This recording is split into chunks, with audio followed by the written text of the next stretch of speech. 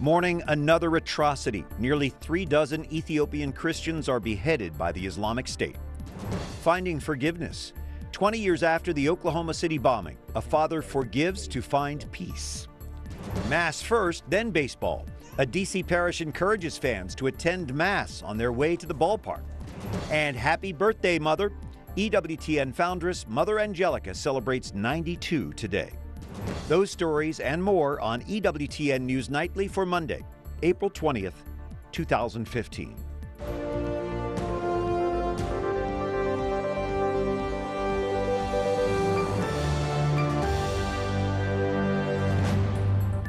Good evening from Washington. Thanks for joining us. I'm Brian Patrick with your news now. A massive Christian burial for Cardinal Francis George will be celebrated Thursday at Chicago's Holy Name Cathedral. Tomorrow and Wednesday, there will be public visitation for the Archbishop Emeritus of Chicago. He died on Friday. Tonight, Susie Pinto looks back at his life and his profound legacy to the Church and the nation. Born on January 16, 1937, Francis Eugene George would become the first Chicago native to serve as Archbishop in the Windy City. As his sister recalls, that priestly desire started at an early age. He would have this Mass in the bedroom, the fake Mass, and he'd light the candles. And then we had a fire, start of a fire, and then my mother said, well, we couldn't light candles anymore, but we could still have the fake Mass, you know. The step to become a real priest was more difficult. George contracted polio at age 13. His legs were left permanently weak, and he was initially rejected from a high school seminary.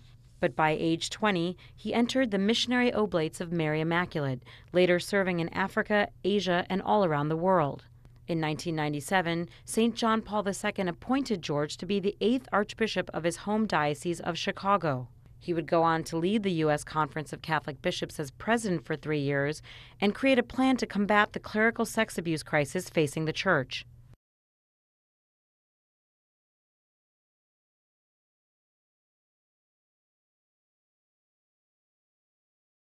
Throughout his life, Cardinal George's health issues remained. In 2006, he was diagnosed with bladder cancer. He beat it, but by 2012, doctors realized the cancer was back and had spread to his kidney and liver. Cardinal George became the first cardinal to retire as Archbishop of Chicago. Archbishop Blaise Cupich succeeded him in the Chicago Archdiocese in November 2014. And on Friday, Cupich announced his predecessor's death. A man of peace, tenacity, and courage has been called home to the Lord. In a December 2013 video, Cardinal George described what he hoped his legacy would be. That's what my father told me when I told him I want to be a priest. If you're going to be a priest, be a good one. So I'd hope that people would remember that I tried to be a good priest and a good bishop, and that's enough. Susie Pinto, EWTN News Nightly. It's a privilege and an honor to be joined by Bishop Thomas Paprocki, the Bishop of Springfield, Illinois, joining us by Skype from Quincy. And your dear friend, Cardinal George, passed away last week. Tell us a little bit about your mutual experience, the time you spent together. Well, I worked closely with him as his chancellor, also as pastor in the Archdiocese of Chicago, and as auxiliary bishop, and then as Bishop of Springfield in Illinois for the past 5 years. And really, during that time, not only worked closely together, but also became very good friends. Tell us about this man as someone who was close to him. What was it most about him that maybe has affected your ability to be a good bishop there in Springfield? One of the hallmarks of his ministry that he really tried to emphasize with me was the importance of a bishop being available to the people. He told me that when I was first named a bishop. He's the one that broke that news to me, that Pope John Paul was appointing me to be bishop, and he was giving me sort of a pep talk, and he said, now you're going to have a lot of people asking for your time, and make sure that you make yourself available to them. And he always did that. People would ask him to do things, sometimes not a big name or a big marquee event, and he would say yes. And that was really a hallmark of how he tried to serve people. Bishop Paprocki, we saw Cardinal George, as we did Cardinal Bernardine, who you also worked for, suffer so much, so gracefully. What can they teach us about living and dying? Well, yes, both Cardinal Bernardine and Cardinal George died of cancer. Cardinal Bernardine's cancer came very much at the end of his life, a very acute cancer, pancreatic cancer, and he went very quickly. But he wrote a beautiful book, The Gift of Peace, and showed people how to die peacefully. Cardinal George's suffering was much more prolonged throughout his life. He had polio when he was a teenager. His sister tells us that he had pain every day of his life. And so when he contracted bladder cancer in 2006, that was not the first time that he experienced pain. He dealt with that very bravely. And then his more recent bout with cancer, I think he just had a life-long experience of dealing with pain. And that was his way, I think, of sharing with our Lord Jesus and carrying his cross. And certainly he was an example of orthodoxy and good leadership, was he not? Very much so. And he was a very clear speaker. He was very much in demand as a speaker. He loved speaking to colleges and universities. He was a philosophy professor at Creighton University before he became a bishop. And he was always very clear. And you knew where the cardinal stood. And not only where he stood, but he helped to explain Catholic teaching very clearly. Bishop Paprocki, our condolences on the loss of your friend, and also congratulations on 5 years as the Bishop of Springfield, Illinois. Thank you for being with us. You're welcome. Thank you. God bless.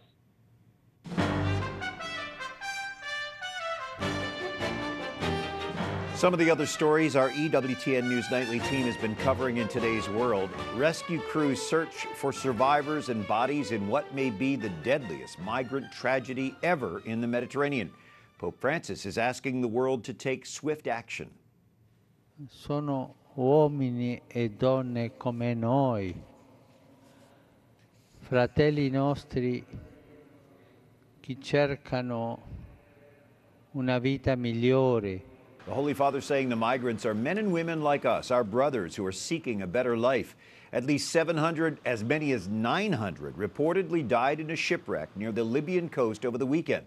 Another sinking may have claimed more than 400 additional lives. Volunteers, including a group of former migrants, gathered in the port of Catania, Sicily, waiting for the boat bringing the survivors. I, too, myself, I passed through the same road with them, but it's really, it's a risk. It's very risky. It's very risky. So it's what made me to come and able to attend and see my fellow brothers who pass on the sea, the same way which I passed through to come here in Italy. That's the main reason why I came here. Malta and Italy have received the brunt of a migrant tide carrying more than 200,000 people from Africa to Europe last year. European Union leaders will hold an emergency summit on Thursday to address the crisis. Ethiopia has declared 3 days of mourning after Islamic militants killed dozens of Ethiopian Christians. A video believed to be released by the Islamic State shows the beheadings and shootings of at least 35 Christians by the terrorists. Ethiopia's lawmakers will meet tomorrow to consider a response. A government spokesman says he believes the Christians were migrants trying to reach Europe. A longtime chief rabbi of Rome who worked with St. John Paul II to reconcile the two faiths has passed away. Elio Toaf was 99 when he died Sunday. In 1986, he made history inviting John Paul II for the first ever papal visit to a synagogue. Toaf's willingness to work with the Pope made him a partner in the Vatican's efforts to reach out to Jews and other faiths. Along with the Pope's personal secretary, Rabbi Toaf was the only other living person mentioned in John Paul II's will. Meanwhile, Pope Francis recalls Rabbi Toaf's legacy as he met today with European rabbis. Francis remembered him as a man of peace and dialogue. The Pope says Christians and Jews have the responsibility to preserve a sense of the sacred and remind others that life is a gift from God. Under tight security, 1 million people cheered on 30,000 runners at today's Boston Marathon. Chilly, rainy weather greeted the marathoners and the fans. Now 2 years removed from the bombings that killed 3 and injured 260, spectators say the atmosphere is less intense. Still on display, the rallying cry of Boston Strong. This year's winner from Ethiopia finished in 2 hours, 9 minutes. Well, parents of the youngest Boston Marathon bombing victim have asked the courts to spare the life of the convicted bomber. The father of a young woman killed 20 years ago in the Oklahoma City Federal Building bombing agrees with them. Our Angela Buckelew spoke with him about forgiveness. We were extremely close. I spoiled her a lot. And if she were alive today, I'd still be spoiling her. I know that. Julie Marie Welch would have been 43 years old today. A devout cradle Catholic, Julie went to Catholic high school and college. She was killed in the Oklahoma City bombing April 19th, 1995, which was 11 months after graduating from Marquette. This is the Oklahoma City National Memorial, where the Alfred P. Murrow Federal Building once stood. Julie worked as a Spanish interpreter at the Social Security office there.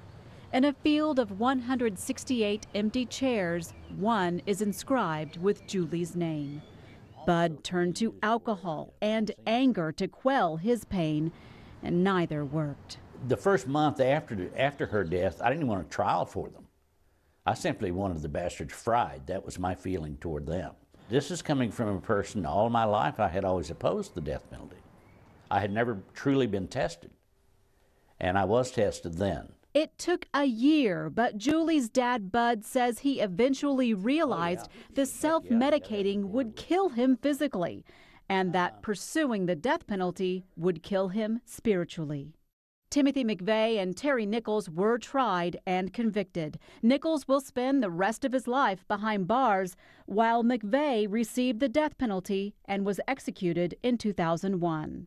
We took Tim McVeigh from his cage and we killed him. And there was nothing about that process that brought me any peace. I felt re-victimized when that happened. Bud says Julie would have absolutely agreed with his stance against the death penalty, that she would not have wanted Timothy McVeigh or Terry Nichols executed. An activist, Julie protested against the death penalty in high school and college. Before he was executed, Timothy McVeigh got word of a special gift that Bud gave to him and perhaps to himself that set Bud free. Are you telling me you've forgiven Timothy McVeigh and Terry Nichols? I have. It took a long time to do it, but I've forgiven them for the act that they did. When your children die, you bury them in your heart. And it simply never goes away. That does not mean that you can't forgive. Not to say Bud doesn't miss Julie. He has every day for the last 20 years and will for the rest of his life. But for Bud, with forgiveness, he's able to live it in peace. In Oklahoma City, Angela Buckelew, EWTN News Nightly. Coming up, a tiny hint of change for the rights of Cubans falls short at the polls.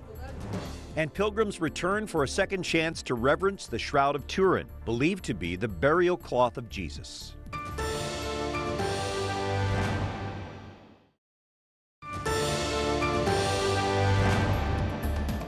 Hope never cuts anyone off. See?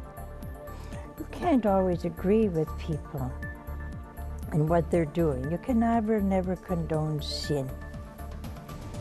But you can always give them hope. They can be better. They can overcome themselves. They can live a new life. We celebrate the life and wisdom of Mother Angelica today on her 92nd birthday, our foundress. Thank you for joining us on this Monday evening, April 20th. I'm Brian Patrick. Two dissident candidates concede defeat in Cuba's local elections. They hope to become the first elected officials from outside the Communist Party in 40 years. Government supporters chant, "Long live Fidel," "Long live Raul," referring to the Castro brothers. The men hope to win 2 of more than 12,000 seats for municipal councils. A win would have been symbolically significant. Outside observers say the communist government is at least trying to appear to be softening control. Archbishop Thomas Wenski joining us by Skype from Miami. Your Excellency, the Pope is considering a trip to Cuba when he comes to the United States. When you heard that news, what did you think? Well, I thought it would be a wonderful repeat, as they say, because it would be the third Pope to visit Cuba. And I was at the previous 2 visits of both St. John Paul II and Pope Benedict XVI. And I would hope to be able to go to Pope Francis's visit as well if he does decide to go. Of course, he was there with John Paul II in 1998 for that historic visit of Pope John Paul II to Cuba. With the efforts to normalize relations between the U.S. and Cuba, and of course Pope Francis did play a hand in that, There is going to be a politicalization of this visit if he actually does it. What's your take on his reason for considering a stop in Cuba? Well, I think, I don't know what his reasons are, but I think the reasons would be eminently pastoral, given what the other popes tried to do in Poland. They came as pastors, both Benedict and John Paul II, and I think Pope Francis, if he does decide to go to Cuba, he will go there primarily as a pastor to support the bishops of Cuba, to support the Catholics of Cuba, who are very, very anxious that Cuba make a transition that is peaceful and one that will set conditions for a future of hope for their country. Do you see a brighter future, especially for Catholics in Cuba? They've been repressed under the communist regime. Do you see this normalization as an opportunity for the church really to come out of that eventually? Sure, because each of these visits of the popes to Cuba have allowed the church to gain more space. And really, Pope John Paul II's visit in 1998 really marked a before and an after in the history of Cuba. And with John Paul II's visit, it was a signal that it was safe to be a Christian again, to be a Catholic again. And since that visit, many people have found their way back into the Catholic Church. In fact, today, if you would visit the seminarians at the seminary outside of Havana, most of them probably were not even Catholics when John Paul II went to Cuba. And so the church has grown tremendously since that visit. And at the same time, the church has expanded herself into occupying more space within Cuban society. Well, that's certainly encouraging news, and we look forward to sharing more with you as we get a little bit closer to this eventual, hopefully, a visit by Pope Francis. Archbishop Thomas Wenski, thanks for joining us from Miami. Thank you. And one of the world's most revered relics is now on display. The Shroud of Turin is believed to be the burial cloth of Jesus. You can see it in Turin, Italy, through most of June. It's a free exposition. You do have to make a reservation. The exposition began Sunday with events celebrating 200 years since the birth of St. John Bosco. Turin's Basilica is home to the Italian saint's tomb as well as the shroud. Pope Francis will view the relic on a visit to Turin in June. Up next, Mass before Sunday afternoon baseball games draws fans to the pews. And we celebrate our beloved foundress, Mother Angelica, on her 92nd birthday. Ready. Mother Angelica, the foundress of EWTN, was born Rita Antoinette Rizzo on this day 92 years ago in Canton, Ohio. Thank you for joining us. Thank you, Mother, for starting EWTN. I'm Brian Patrick. Catholic groups here in D.C. say that out of conscience, they cannot comply with two new laws. The Human Rights Amendment of 2014 and the Reproductive Health Non-Discrimination Act of 2014 became law this past Friday. Opponents include the U.S. Bishops' Conference, the Knights of Columbus, and Catholic University of America. Gloria Purvis is chairperson for the Black Catholics United for Life. Gloria, clarify the concerns over these two pieces of legislation in D.C. In a nutshell, Brian, it's really freedom from government coercion. Let me give you an example. When I graduated from college and I was looking for a job, I had a girlfriend say, you need a place where it's going to be a good fit. And I'm like, what's fit? And she said, you know, a place with mission, values, culture. Is it a good fit for you? And also, are you a good fit for them? That's all we're asking for, is that we can hire employees and retain employees and promote organizations that are a good fit for our mission, values, and culture. These laws say, no, you can't, simply because you're religiously affiliated. And there are so many that take these freedom of religion concepts and confuse them with discrimination. What's the difference here? Well, disagreement is not unjust discrimination. What is discriminatory is for the government to try to replace our morality with their own. There is nothing wrong with an organization wanting to hire people that have the right fit, mission, values, and culture. Nor would we expect a school to promote people that are teaching things contrary to what the school teaches. That's all we're asking for. Nothing else that any other regular organization or school would expect for themselves. The government is singling us out because we are religiously affiliated, because our mission, values, and culture align with that of a belief in God. And we're protected under the freedom of religion, freedom of speech, and freedom of association. And so those are our concerns, and that's the difference between unjust discrimination and disagreement. We're seeing that debate that you referred to also in San Francisco, so it's coast to coast. So this isn't really just a local issue, although being here in D.C., there's some significance to that, being that this is the nation's capital. And the eyes of the world are on us, and we should be looking at our Congress and the White House and saying, are you going to defend the Constitution? Is the Bill of Rights still important in the United States of America? The world's eyes are on us. And for those who are interested, there's also a hashtag free since 1791 for those of us who want to encourage Congress and the President to protect religious liberty in the nation's capital. Do you think anyone's listening? We'll see now, won't we? I know up above is, so we'll just have to see. What would you encourage people to do other than what you just suggested? Well, I think they need to become engaged and understand the importance of religious liberty, freedom of association, and freedom of speech, because this is just a harbinger for what's to come in the rest of the country. If our government does not stand up and protect the Constitution, we should expect more of these kinds of egregious violations against our freedoms to come in all the states and local legislatures. So you need to act now. From Black Catholics United for Life, Gloria Purvis, it's great to have you back. Thank you. Likewise, Brian, good to see you. Good to see you. Well, a Catholic parish encourages baseball fans to come to Mass before Sunday afternoon games. Washington Nationals fans call it Nats Mass, and Wyatt Goolsby has that story. With the baseball season in full swing, fans across the country are flocking to their local ballparks. The first Sunday afternoon game in the nation's capital gives Washington Nationals fans a reason to celebrate. But Catholics here have another reason, this year's first Nats Mass. Almighty God bless you, the Father, the Son, the Holy Spirit.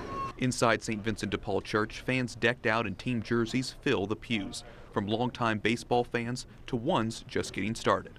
Father Andrew Royals, the pastor, added a noon Mass last May. He has seen attendance jump from 5 people to more than 120. For me, it was kind of a no-brainer. I mean, our parish, St. Vincent de Paul, is here to serve the community. We've been serving the community for over 100 years, and now our community includes a baseball stadium. So we want to make sure that people know that we're here to help, and so that people can worship and fulfill the Lord's Day, and then go and have a great time at the game. Father Royals tries to leave those in attendance with a baseball-related theme. Today, it's the joy of the Easter season. St. Vincent de Paul Church in D.C. might as well be located inside of the Nationals Park itself. It's located less than a block and a half away, so when people come out of Mass, they just walk across M Street, and all of a sudden they're in the middle of the action right in front of the ballpark. It makes the whole day. I find it very enjoyable. I get over here early. I get to grab a hot dog out back and go to Mass, and then hopefully go see the Nats win. Now I wake up saying, yes, Nats Mass. You know, let's pray, let's ask the Lord to bless the day. Whether we win or lose, it doesn't matter. You know, let's honor Him first. But so far, the wins keep on coming. The team's record on Nats Mass days, 10 wins and only 1 loss. That leaves fans wondering if they're getting a little help from above. In Washington, Wyatt Goolsby, EWTN News Nightly. Thank you, Wyatt. You're going to have to answer to your friends back in Texas about that Nats hat you're wearing. Until tomorrow, for the EWTN News Nightly team, I'm Brian Patrick, and on her 92nd birthday, many of you ask, how's Mother Angelica? The sisters tell us that Mother listens attentively when asked to pray for someone. She appreciates the many flowers and gifts from EWTN viewers, and she offers up her suffering for the church. So we leave you wishing our dear Mother Angelica a happy birthday. Good night, and God bless you, Mother.